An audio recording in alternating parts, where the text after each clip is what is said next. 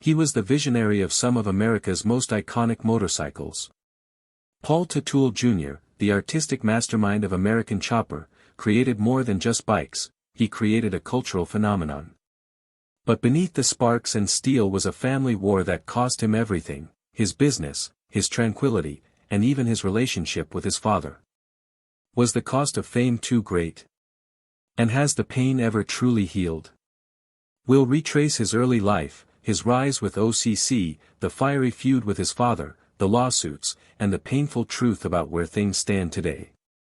If this kind of story touches your heart, if you're someone who cares about truth, responsibility, and speaking up for the voiceless, please like this video, subscribe to our channel Spark Science, and share it with someone who should hear it.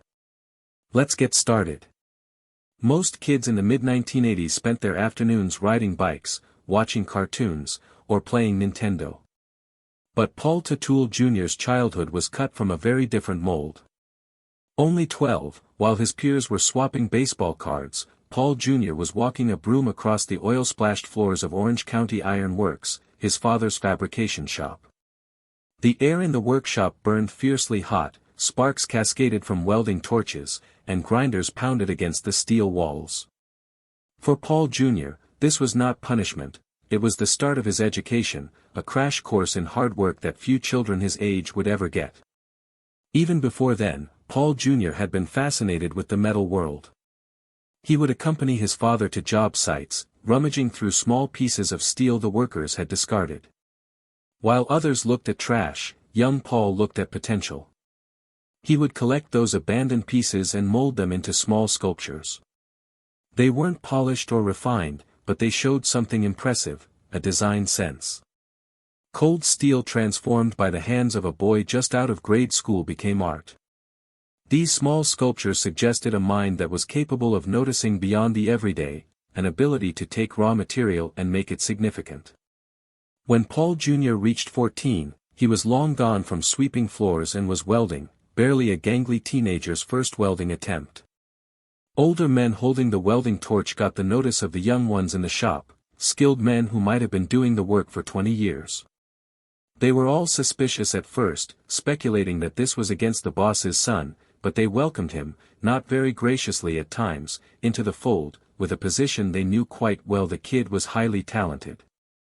In steadiness of hand, clear vision, and a complexion of twice times more age in the making. But getting under Paul Teutul Sr. is not a bed of roses. The senior had extremely tight specifications when it came to toughness, at times brutally, with the belief that there were not only mistakes, but failures. Failing here was not negotiable. Paul Jr. learned firsthand how severe the punishment handed out by Sr. was, if he made a wrong step. Sr. would not wait until a quiet, private moment, he would speak loudly and most often, give Paul Jr. full-throated scolding to the whole crew. A few employees would whisper it as unfair. Sr. had regulations for giving no one breaks on his son. But by Sr.'s reckoning, that would make him stronger, pressure makes steel, and he would forge steel in his son, too. Public persecution of the pen may hurt, but it also shaped part of Paul Jr.'s character. Whenever his father would dismiss what he proposed or would shout at him for even a small error, Paul Jr. had these choices: shrink back or push forward. Push forward again, and thus he did. He continued to view mistakes not as weaknesses, but as chances to improve. Covering up the scolding under a workbench, he attempted it once more. Resilience was his nature over time. The same unwillingness to back down would serve him very well later in episodes that involved him and his dad coming together on national television. Rarely was there ever a solid respect, apparently set upon each other, but so rarely did it come out vocally. At one time, Paul Jr. remade a railing that added strength and beauty as a necessary aspect in one design. His father initially hammered it out himself, unnecessarily changing and brushing off. But the days went by, not a word was said. Sr. signed off on the design and mounted it on wheels. A very little win, but to Paul Jr., it was everything. Father's quiet said more than had been uttered. In even himself, son was cherished for his creativity, pride withheld from acknowledging so glaringly. Those initial sparks of creativity would blaze a fire that remade his family's future, and filled them with their most heated conflicts. When Paul Teutul Jr. was 19, the youngster tidying up shavings had become a well-respected tradesman who operated the railing business at Orange County Iron Works. That was not a titular nod given to him by his dad. It had been earned on long days, late nights, and the type of vision that most young men his age couldn't even conceptualize. The railing business wasn't a side business either, it was the company's second-half income. Customers waited for designs that were stamped with Junior's signature, willing to wait longer and pay more for the quality of detail and craftsmanship that differentiated his work. Managing a team of older, experienced workers was not simple, but Paul Jr.'s dependability and natural leadership gradually gained their respect. Even the most hardened skeptics, steel and construction veterans, came to admire the young man who not only could weld but command. But Paul Jr. was not content. He had learned railings, staircases, and the structural beauty of ironwork, yet something within him yearned more. He felt trapped, as if his imagination was penned within same old forms and functional constraints.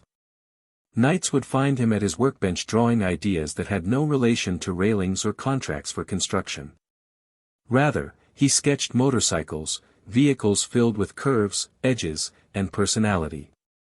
His notebook was a covert outlet of imagination, a space where he could dump his visions without the specter of practicality hanging over him. These drawings weren't fantasies childish in nature. They discovered a creative aspect that was starting to get restless, looking for the proper canvas. That came about not from a business venture but from a serendipitous moment. At the tail end of the late 90s, Paul's father, who always had a fondness for motorcycles, began working on bikes again. It was only supposed to be for leisure, a hobby to balance the drudgery of earthy ironworks. He enlisted his son to assist him one day. When Paul Jr. brought out his drawings, he was taken aback. They weren't technical drawings, but visions. The lines were precise, the angles strong, and the entire look of the design was pure art, seeping from the paper. To Paul Sr., who relied on brawn and old-fashioned sensibility, it was an epiphany. That was the spark. Years had gone by, the father and son having worked differently in the iron shop. Suddenly, however, with motorcycles at least, they shared something. Paul Sr. supplied the muscle, the old-time grit, and the iron discipline.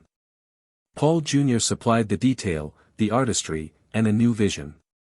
It was a marriage of strength and finesse, and it wasn't long before it would be the cornerstone of one of the United States' most iconic custom bike shops. In 1999, the firm Orange County Choppers was established. Approximately $175,000 of seed capital had been cobbled together from earnings of the Orange County Iron Works. But the division of ownership was not divided down the middle, 80% was Paul Sr.'s, and Jr. received 20%. Initially, it was an irrelevant detail. It did not cross their minds to consider contracts and percentages then. Those were days of father and son making bikes in a frigid basement with hardly any equipment to bring the work to completion. They worked with what they didn't have through sheer determination. Their first big construction was a chopper the guys called True Blue, and 4 very long, tough months were spent on it. Long nights in the garage, welding forever, paint jobs that took an eternity with all those sanded blemishes. And it turned out to be a bike that could make it onto the cover of a magazine. Blue paint with white flames and straight lines that commanded respect and wonder wherever it appeared. Everyone was amazed when they brought it to Daytona in 1999. No amateur garage hobbyists constructed this one. This was builders' work, and folks began to sit up and pay attention. But the early years were brutal. Their shop was tiny and cold in winter, and the machinery malfunctioned nearly as frequently as they attempted to use it. Suppliers demanded cash up front, and it was a genuine fight to extract cash. Paul Jr. used to work between 18 hours a day, even sleeping on the couch of the shop just so he was on time. Everyone's tempers were always flaring, the fights that occurred between father and son were never done for the cameras. This was genuine, bred out of survival and stress. Each motorcycle barely paid the bills, and yet, they struggled on because neither could quit. What started out as a basement dream would quickly blow up into a reality television empire, but with that limelight came cracks no one could conceal. When American Chopper first aired on March 31, 2003, nobody in that cramped New York shop had a clue what was about to hit them. In 3 episodes, the show blew up, attracting more than 3 million viewers a week. What was once a bet with a minuscule contract and low hopes soon snowballed into a cultural phenomenon. Overnight, the Teutuls weren't merely constructing motorcycles, they were constructing TV moments that millions of families watched. The cramped, cold workshop that once just managed to pay the bills became a tourist spot. Viewers demanded photos, signatures, and, above all, Paul Jr.'s motorcycles.